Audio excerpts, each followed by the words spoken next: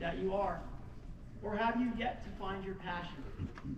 As you sit tonight and reflect upon the men of the mountain in front of you, I'm going to talk about two of those men and how those passions that they had defined them, inspired them, and guided them to be the person and the great leader that they were. George Washington is carved on that mountain to represent the birth of the nation. We know him as being the commander of the Continental Army during the Revolutionary War, as the leader of the Continental Congress and the Constitutional Convention, and also as the first president of the United States. But what were some of his passions? Well, George Washington was very precise and particular. He was very passionate about doing that. He was also passionate about land. You see, George Washington accumulated vast amounts of land. At the age of 16, Washington became a surveyor and had a passion for accumulating land and doing so in a very precise and particular way. He accumulated so much land throughout his life that it is said to equal approximately the size of the state of Massachusetts. Washington was also very passionate about the way that he dealt with his land, particularly his farms at Mount Vernon. You see, George Washington would go out every day and make sure that he was farming correctly. He would read articles to make sure that he understood proper farming techniques. He would experiment with different types of fertilizers. He would make sure that when crops were not growing properly, that he would practice proper crop rotation to make sure that those nutrients were not being taken out of the soil. And he also went as far as to essentially help to invent a plow that would drop seeds into the furrows as they were planting those crops. Washington was also very passionate about the way that he treated others. An example of that is how he treated his horses. Washington would go out every day, except for Sunday, on a 3 to 4 hour long ride to inspect his farms. When he would return, he would make sure that his horses were meticulously cared for by a select group of servants that were trained in a very definite way to care for those horses, because he really appreciated them. He also went very far to write about those horses on a regular basis in his daily journals. All of those things carried over into Washington's life to help him become a great leader. As an example, as a general in those 9 long years of the Revolutionary War, Washington made it a point to treat his officers and his soldiers very firmly, but also with respect. As an example, during the outbreak of smallpox, it was experimental to have his troops inoculated, but he did it anyway because he cared about his troops. During that long winter at Valley Forge, Washington made sure that his troops, despite all those harsh conditions of bad weather and lack of supplies, and even lack of training, that his troops were being cared for. He went out and tried to make sure that he was procuring as many as possible supplies to help his troops get fed. Have those famous log cabins be built at Valley Forge, and to have training to get ready for the upcoming campaigns to turn the tide of the war. Also, when he was our first president, Washington led in a way that would set precedent for leadership to come. He, number one, wanted to make sure that he was being called Sir or President, rather than being called Your Majesty or Your Highness, as many wanted to do, and to basically make him become a king. He also chose only to lead for 2 terms. And that second term that he led, he was extremely reluctant to serve, again because he did not want to be seen as a king and to give others a chance at leadership for this new country.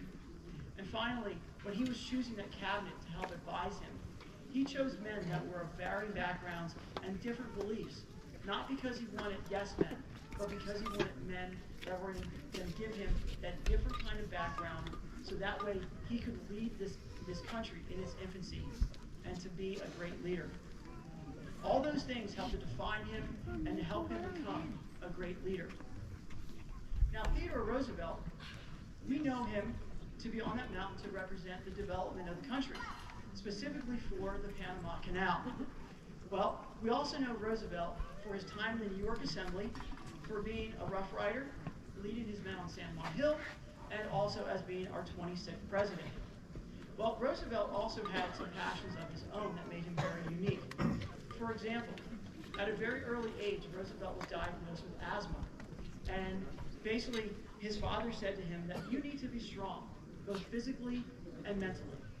So he took it upon himself to start to exercise on a regular basis. He also developed a love for boxing because one summer he was bullied and decided he was going to need some way, shape, or form to possibly protect himself later in life. His mother recognized this growing passion of being physically fit, and so she started taking him to a gym. And that passion continued to grow and grow so much that eventually the parents decided to allow Theodore to have a gym installed in one of the rooms in their attic. Roosevelt continued to have a love of exercise and being physically fit. And you see, when he was older, he was diagnosed with an irregular heartbeat. And Roosevelt was told by a doctor that you should not have any exercise you could possibly. So Roosevelt decided, forget that, I'm going to take up tennis. So he basically took up tennis, and during one summer day in the 1880s, he played 90 games of tennis in one day. He also then had a tennis court put on the White House grounds, so that way he could play tennis on a regular basis. Roosevelt continued with that love of exercise and decided that he was going to be very passionate and loved the outdoors and loved to go hiking. When he was a youngster and his family was going along the Nile River on a family vacation, he hiked almost every day, and even took it upon himself to go hike up the pyramid one day. He continued to hike on a regular basis. When he was on a personal vacation in Europe, he climbed one of those famous mountains, the Matterhorn, in between Italy and Switzerland, that's over 14,000 feet tall, and would hike on a regular basis.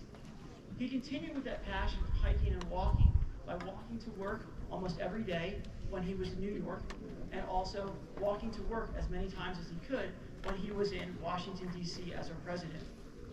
Well, Roosevelt also, as you know, had a passion for loving the outdoors. So much so that when he was a youngster, Roosevelt used to have and collect frogs and put them under his hat. When family and friends came over to the Roosevelt household for dinners and parties, they were forewarned that they might find snakes in drinking glasses and water pitchers, because that's where Roosevelt used to keep.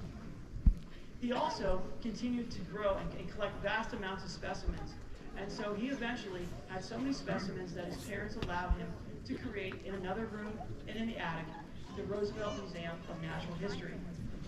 All of these things continued throughout his life, and he continued to love to collect specimens of animals. And he decided that he was going to enjoy his hunting throughout his life, and also, as an example, when he went on a safari with his son, he and his son shot over 500 animals. Now that seems a lot, but 24 of those specimens were kept for family, and the remaining specimens were sent back to museums in New York, San Francisco, and also to the Smithsonian for all of us to enjoy. Finally, Roosevelt, as you know, like I said, continued to love nature and to be outside. He collected land up in North Dakota where he would invest with others and by himself in ranches at the Elkhorn and Maltese ranches, and he used to go there to take some time to himself, to go hiking, and to enjoy nature. All of these things helped Roosevelt to become a great leader. When he was in the New York Assembly, he was working very hard for the common man, so that way people could go out and enjoy nature like he did. When he was a leader of the Rough Riders on San Juan Hill, he could appreciate what his men were going through, and his men could appreciate him because they had very common ties and common bonds, and they were very loyal to him. And when he was our 26th president, he was a trust buster, working for the common man, and also setting aside over 230 million acres of land for us to enjoy, and setting aside that first national monument at Devil's Tower. So you see, all those things helped to define Roosevelt and helped him become a great leader. Well, as for me, my passions came later in life. It wasn't until I went through some heartbreak and some hardships in life that I discovered my true passion: national parks. You see, I was a teacher, and I used to take those passions of national parks back to my students every year and try to inspire them to come out to these great locations and to visit these national treasures. Along that way, I discovered another passion, being healthy, leading a healthy lifestyle, and exercising.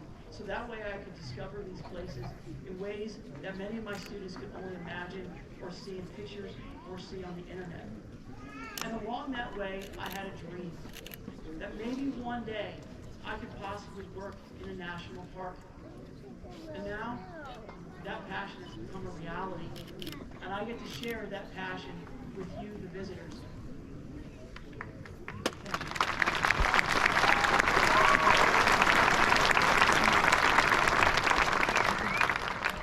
My fellow citizens and world travelers, I challenge you to find your passions. And for those of you who have not found your passions yet, open up your hearts, open up your minds, open up your souls, and let those passions into your life. For when we find those passions, we can unlock a potential that we did not know that we had. A potential of the ideas of the men on the mountain, and a potential of what this world and what this country can truly be.